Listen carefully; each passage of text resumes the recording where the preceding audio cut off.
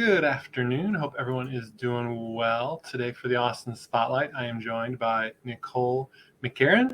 McCharen, that's right. I think I pronounced that correctly. That's not one of my fortes in life, is pronouncing names, but every once in a while, even a blind squirrel finds a nut from time to time. So Good job. You did it. Yeah. And she's the owner of Mama Bloom here in Austin, Texas. So welcome. Thanks for taking the time to be on the podcast today. Yeah, thanks so much for having me. I'm happy to be here. Why don't you maybe first start off with telling us a little bit about what Mama Bloom is? Yeah, absolutely. So I started Mama Bloom in 2016, and it is an organization that focuses on really supporting particularly moms, but also just families in the postpartum season through postpartum groups and also through coaching, like one-to-one coaching and group coaching.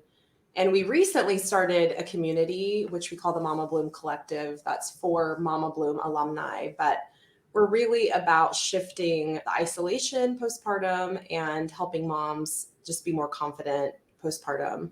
So that's Mama Bloom. Nice.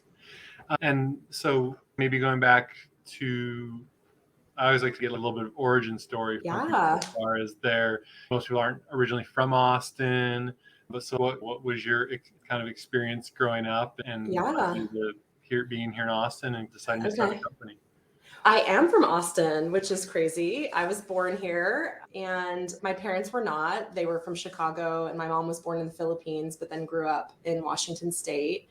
And so I was born here and have lived various places. I went to UT, lived north, lived south, lived north, went to UT, have had kind of a wide range, lived east for a long time. And so love Austin, have seen lots of changes, but really, I feel like I really care about the community here and it's just so in my roots. It's like I've grown up here and love it and have seen all the shifts. And I have a pretty lengthy background of my career. I was a social worker initially and was seeing a lot of teen parents birthing alone.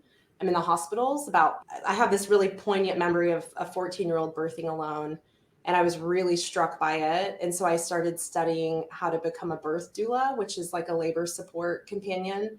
And I did that for 10 years. And from that experience, saw the need for the postpartum support and then launched Mama Bloom in 2016. So I started birth dueling in 2008. And then it overlapped into Mama Bloom, but just really saw a gap. I was beginning to really notice that there wasn't as much postpartum support and seeing the need for it, but then also my own experience when I became a mom, I was like, this is a huge need and a huge gap.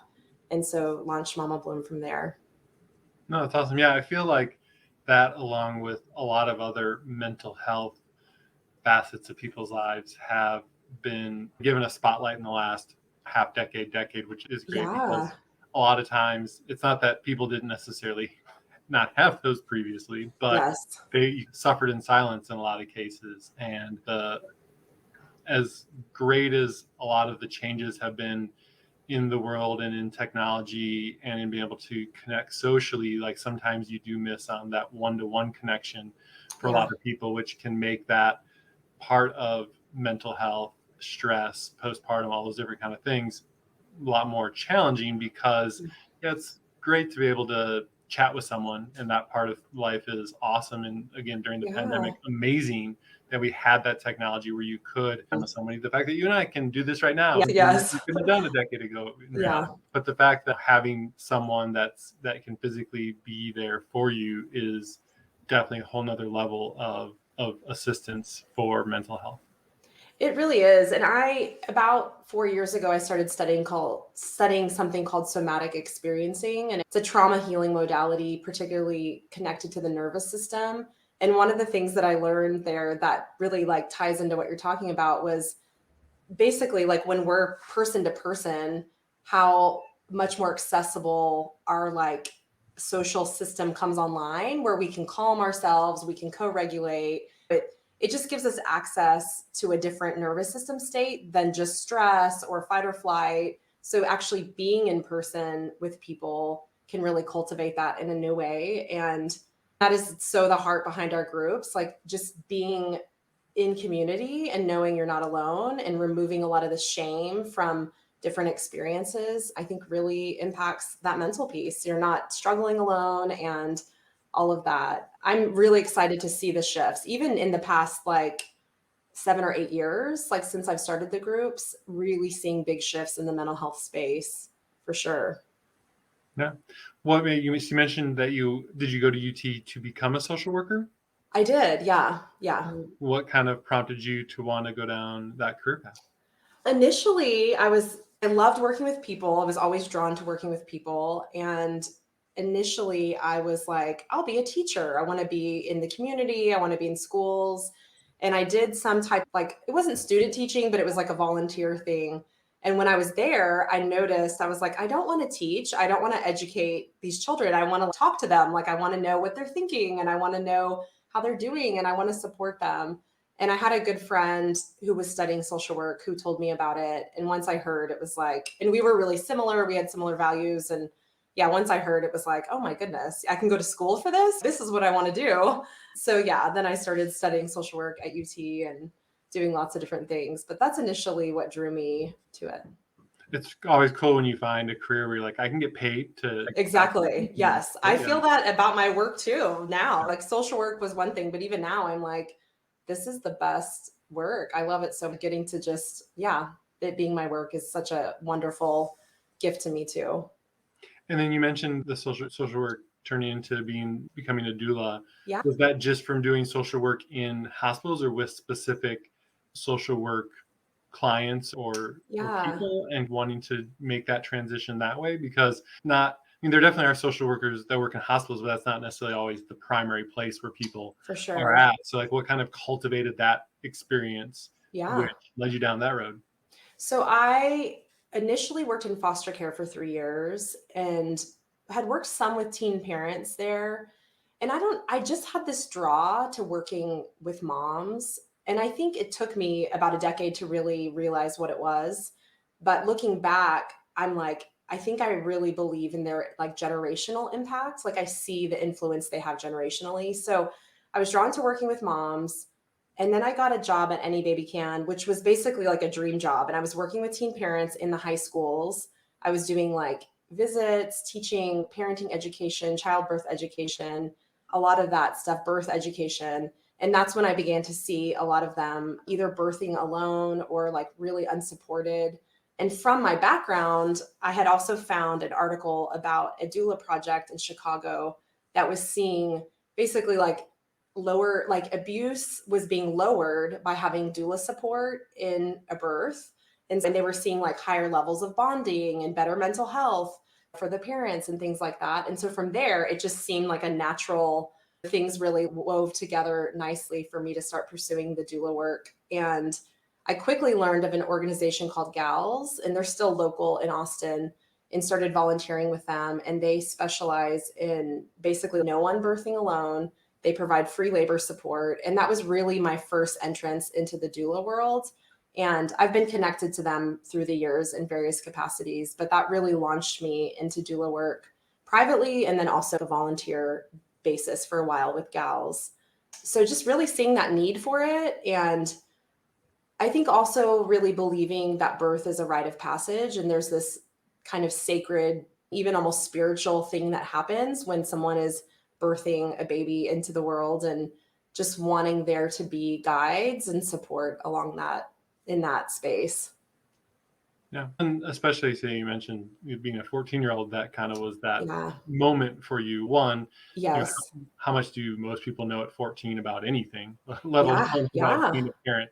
Really not a whole lot, even Yeah. though I'm sure a lot of 14-year-olds think they know a whole lot. Yes. And then the other component of it too is a lot of single parents, single moms in that Mhm. case come from other single parent Yeah. households. And so it's, again, if you haven't been, it's like a lot of things that school doesn't teach us about Uh, finances and about eating healthy and all these kind of things that are practical life things that would really be beneficial. There aren't real, even home ec back in the day, which I don't even know that is a class anymore. yeah. Like even that though that's gone, even when it was around, it still Yeah. wouldn't teach you all that much necessarily. And Yeah. just having these basic ideas and understandings, or even reference points of where to go to. Like in a lot of Mhm. cases, it's not that a lot of people in their jobs don't necessarily know everything, but they know where they can go for Yes. the answer in a lot of Yes. cases. And obviously, for a lot of people nowadays, let's go to the internet. Yeah. But in something as critical as being a parent, a lot of times what you need is a little bit more nuance than just Googling something. Absolutely. And I see that so much, especially in the past few years when now people are getting even more information on the internet, even more like influencers and things like that on Instagram, that it gets so overwhelming for new parents. And it's this person saying this and this person saying this, like what is actually true? So to be with real people that have walked that path before, or even real people that are like, I am walking that path and this is working and this isn't, just to see those nuances, it's a lot easier to connect to those nuances when you're actually with real people, right? Versus the internet that's like, here's this formula, it should work. And then the parents feel bad because they can't make that formula work. So yeah, getting to be with real people can be so powerful for that. And like a lot of things like too, that there really isn't a perfect way to do it necessarily, right? Yes. I couldn't even tell you which is the proper way for a child to sleep if it's on their back or on their stomach these days. But Yeah. whatever way it was, I'm old enough that we did it the opposite way, I'm pretty sure. And Yes. millions of us survived, being That's true. going to Stomach sleep sleepers. on the wrong side of our body type of thing. And so Yes. it's one of those things where babies are pretty resilient, and so Yeah. it's you shouldn't beat yourself up over thinking you have to do it perfectly, because that's not Yeah. the case. No one ever does. It really is. It's so easy to fall into that trap though, because I think they're grasping for control. Like it can be such a vulnerable time that you're like, how do I do this? I feel out of control. A lot of people are coming from, I've been in my career 10 plus years and I'm really good at it. And now I have this new baby and I feel like helpless. Like I don't know what to do. So they're grasping for control and they're looking for formulas, but there's really not. It's like, sure, there are supports here, there's maybe information here, and maybe this works for a lot of babies. But my firstborn was a total wild card. And it made me have to. I remember reading a book that was like, there's no formula for parenting. And I was like, what? It like blew my brain. I was like, oh my goodness, okay, that's what I needed to hear. Because I've been like, if I can find the formula, then I can parent this kid. And he just has his own agenda and still does. So that was a gift to me. In the moment, it was painful, but Right. now I'm been like, okay, there's not always this perfect formula or perfect way to do it, even though that would be convenient. Yeah. So yeah. It would be, but when you think about it, it's actually amazing that it's not, because that's part of what makes each of us amazing and unique, is that individuality that, if Yes. you could raise every kid the exact same way, we'd all be boring, quite frankly. And so Absolutely. uh, Absolutely. the fact It's like that what makes us human. the fact Yes. that there have to be a million different nuances of how to raise a Yeah. kid is because there are a million different nuances to all the people out there, or a couple billion now at this day in Absolutely. the world. Absolutely. And you're right. That's really ultimately a really beautiful thing when you look at that. Like the power of all the differences and all of that. Yeah. So you were a doula for a number of years and then decided to start the Mama Blooms. Is it Yes. mainly a support group, or like an Yeah. information resource center, or a little bit of all of that? Kind of. Yeah, that's a great question. It's really a support group. We offer like a 6 week session. I have a team now, so lead in twos, and it's a 6 week closed session where either we have a first time moms group and then a subsequent moms group. And it's tailored to both seasons. And we've really seen a lot of differences based on those, like whether you're a first time parent or not. And it's really a blend. I wrote a curriculum when I first launched it that we work through, that we do a blend of like check-ins. There's normally a theme for each group. And then interlaced in between there are also like resources. We share resources, people ask questions. There's a wide spectrum of questions. But a lot of the themes are more focused on the mom being well, being kind to herself, having a sense of thriving, like just being really cared for. Because I think our society often just misses that part of it. And it's okay, mom, give up everything to this baby, which they're doing already, but they're not actually being nurtured. They're expected to be just jump back in. You should be just as productive, be happy, just keep going. So we spend a lot of time nurturing the moms and normalizing and unshaming their experiences and connecting and all of those things. So it's really a blend, and each group is a little bit different. We tailor it on who's there. We co-create the space with who's there, but those are the kind of the general pieces that are normally present. And what made you decide to want to go from both social work and I'm assuming even being a doula is very, it's not necessarily a self-employed kind of thing, but it's very Yeah. kind of just one-on-one, Yeah. you doing your thing with the mother Yeah. or the client or whatever in that case, to deciding to try to expand and start a bigger organization or help more people. Because for some people I shouldn't say some, a lot of people don't prefer to expand Yeah. start their own business, Yeah. be the point person for groups and stuff like that. Was that something you've always done, like been the group leader for school projects or been that person that wants to kind of take charge? Or I don't think I was particularly, I don't think I was the person that was like, hey, like we're doing a group project and I'll take charge. I do think I had a history of leading groups. As a social worker in my first internship, I had led a parenting group in 2003 before I was even a parent. And I think ultimately, I think it was really built into me. And even maybe culturally, like I said, I'm part Filipino, I'm half Mexican. There's a lens, I think, for the collective.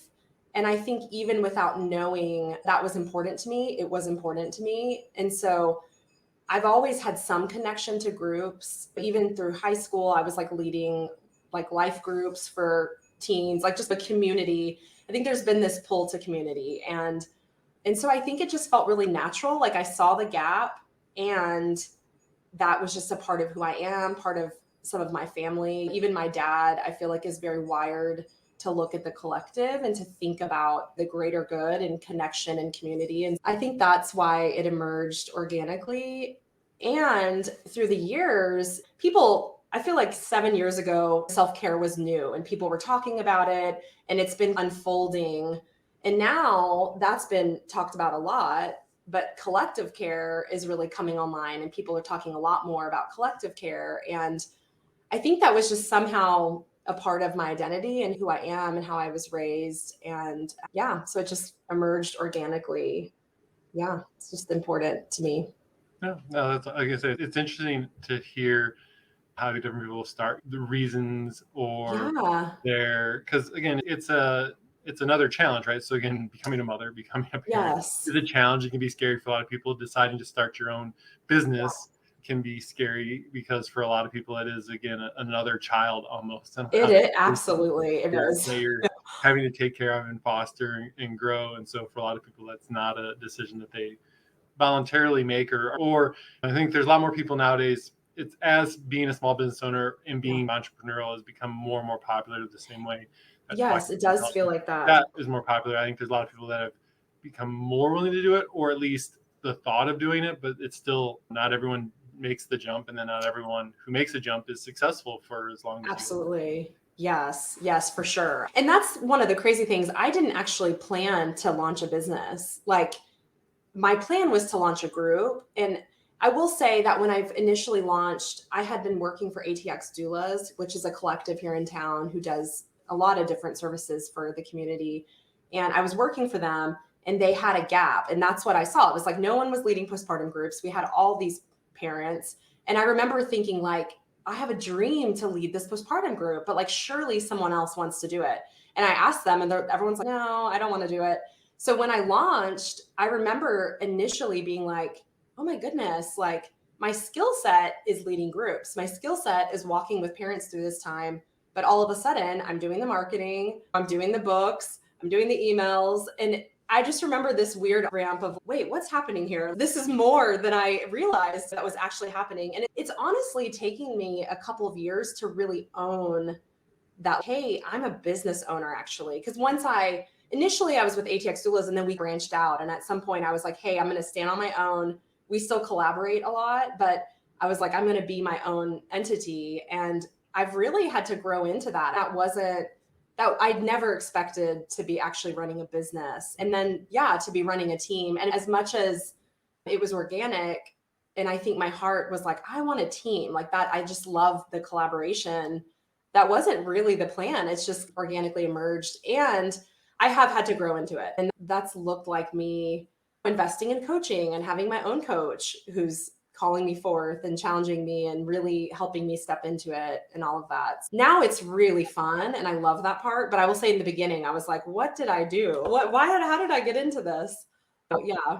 Yeah, how was the challenge, right? So for someone who wasn't really planning on it, right? It wasn't like you were like, Yeah, let's sit down and drop a business plan and then figure exactly. out our 5 and 10 year goals kind of stuff. Yes. How was the challenge for you of having to be the person responsible for the small business side of things? I think that's one of the Yeah. things that a lot of people don't realize when they decide to chase a dream or a passion like that. Is great. Yeah, I'd love to Yeah. be in charge of this group, or I'd love to start my own Mhm. restaurant, and because I love baking. But Yeah. a lot of being a small business owner is doing the behind the scenes stuff, that like say the email Yes. marketing, the keeping the books, Yes. and things that a lot of times don't come naturally to people and are not near as fun. Like it's not, Absolutely. most people don't get their energy from, oh, it's time to go sit down with QuickBooks and do this Exactly. month payroll, or do whatever, Yeah. balance the checkbooks and stuff. And so Yeah. how was the challenge there of transitioning to having to do that part of the business?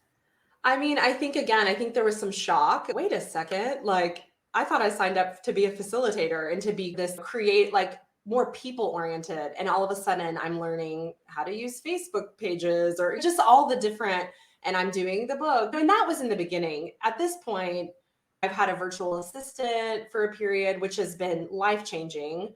It's like I've learned to optimize, I think, and support myself because the admin stuff is really hard for me. It's not a natural and it's draining. So at this point, I have a virtual assistant that does a ton for me and has really freed my energy up to do what I'm really good at.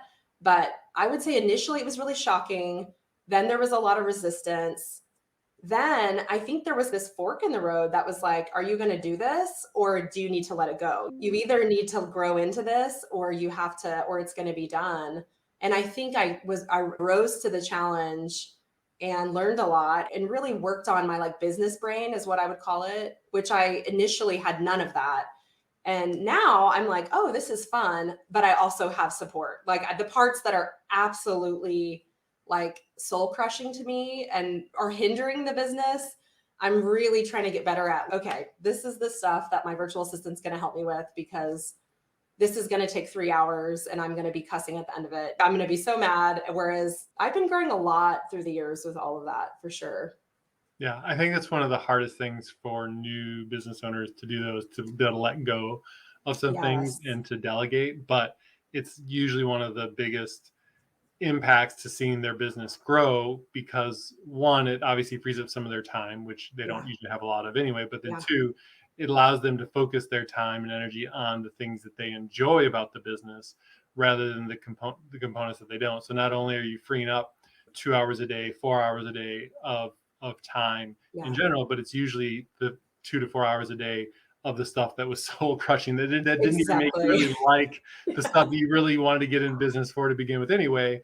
And now you can spend a lot more of your day on those activities that hopefully help the business grow, but also bring you some joy and energy as well. Exactly. Yeah, we just launched as a team, we just launched, like I said, the Mama Bloom Collective, which is an alumni offering.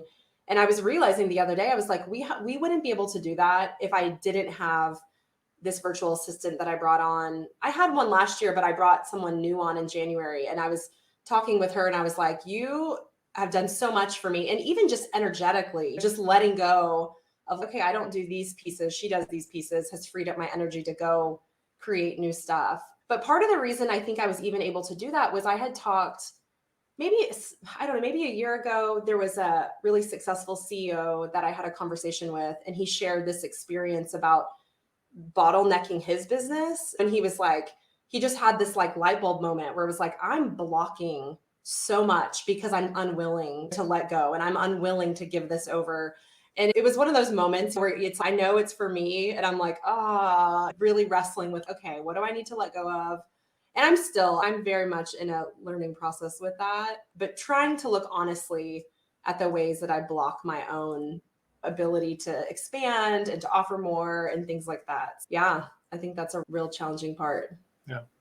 What are some of the things on the horizon for Mama Bloom? So plans you Yeah. guys have for the next 12 to 24 months? Yeah. We're like I mentioned, we're really excited about the collective. We're collaborating as leaders. My team are these like incredible leaders. They all have their own businesses. They're all doing like a variation of things. Like one's a therapist, one's an art creativity coach and uses art to process things. One's like yoga and movement. And so we've taken all of our geniuses and put it together in this kind of 12-month offering where we do monthly workshops and I do coaching kind of outside of that once a month.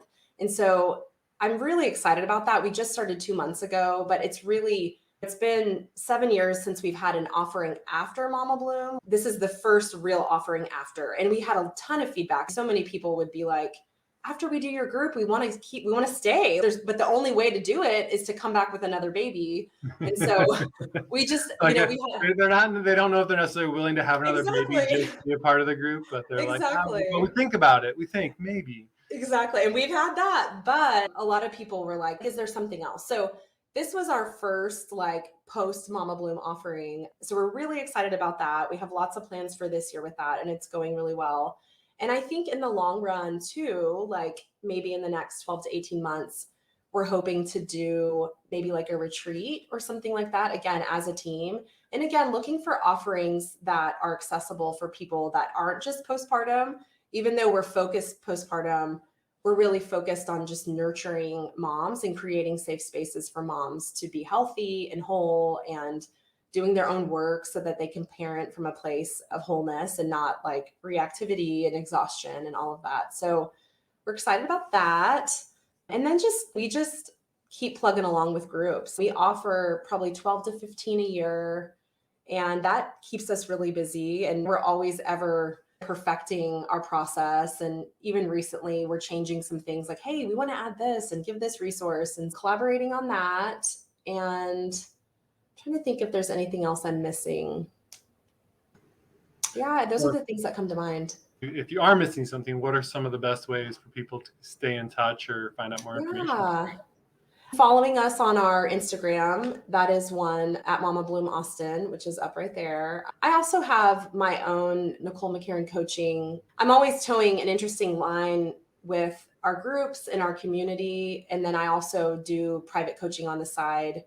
And so both of those spaces will have information connected to my work, our work in the community. And yeah, those are probably the best places. One of the things I'm working on, and this is part of growing into the business, is I'm changing up some of the marketing. And so we will have a better list to join on our website coming up soon, like probably in the next month, so that people can join the list and be connected to us that way as well. Nice. Yeah. Sounds like some good things are coming up, which is always exciting Yeah. to be working on and see come to fruition. Yeah, absolutely. Cool. I really appreciate you taking the time to jump on. Yeah, thanks, Troy. Be a part of the podcast. It's always interesting to hear different stories and meet an actual original Austinite. Yes, I know. It's rare, right? Not the norm these days. I know. When you said that, I'm like, I'm original. I'm from Seton Hospital, born in Seton Hospital. So yeah, absolutely. Thanks so much for having me. I appreciate it. Again, thanks everyone for watching. Hope you guys have a wonderful day.